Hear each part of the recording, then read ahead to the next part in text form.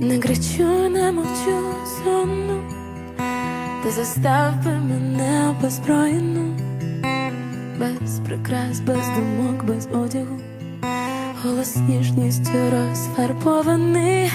і заплутані надто коси, тепла постіль ще не застелена, тінь по шкірі, проміння полоси, тіло залпом п'є ранок трав'яний. Ти б занурився в запах прянощів, золотистих моїх окунів,